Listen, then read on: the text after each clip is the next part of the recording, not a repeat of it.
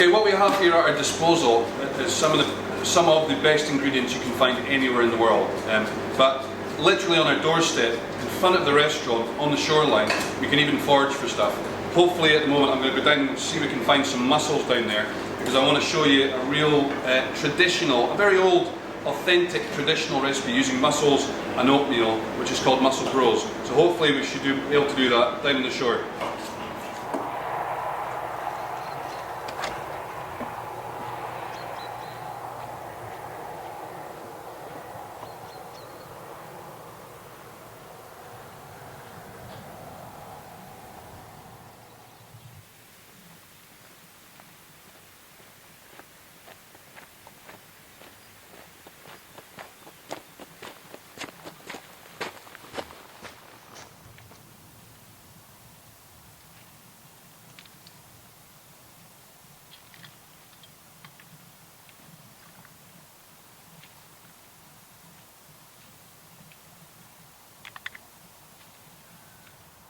I mean, how wonderful is this? This is right in front of the restaurant's doorstep, literally 100 metres away, less than.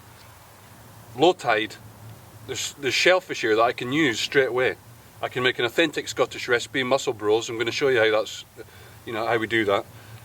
But it's a real privilege to live in this environment, live and work, in the wilderness. But have the culmination of all that is a fantastic dining experience within the restaurant.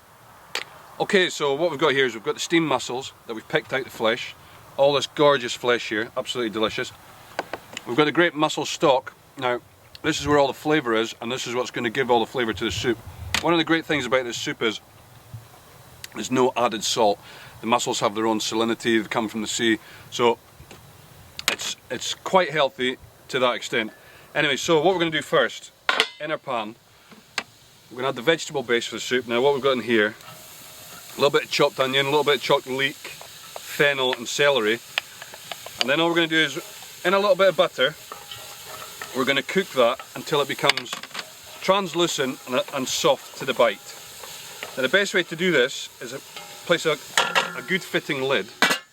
What this ensures is that none of the flavour's lost, but also none of it will burn, none of the vegetables will burn, the finely chopped vegetables, because the steam stops anything from catching in the bottom of the pan.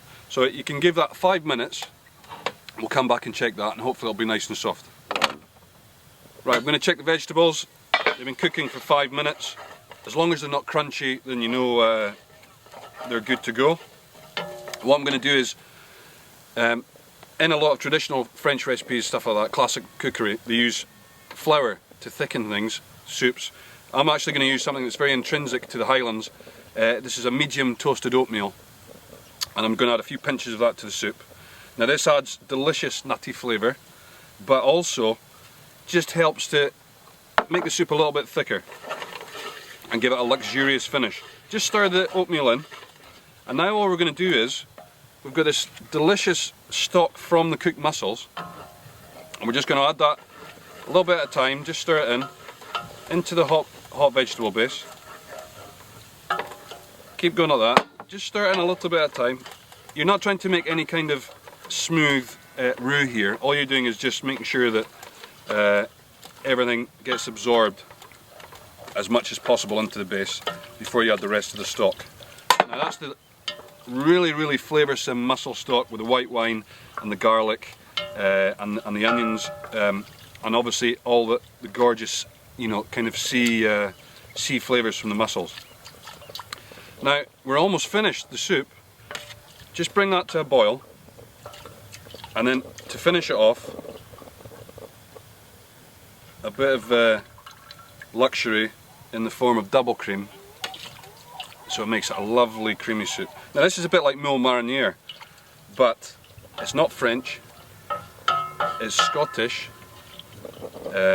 and it's been eaten for the centuries in Scotland, long before any fancy chefs came along and started sticking their nose into the food.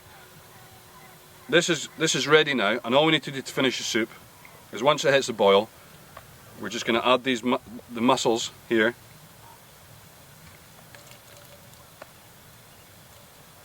and then a little squeeze of lemon juice, and it's ready to serve. Let me just give it a taste.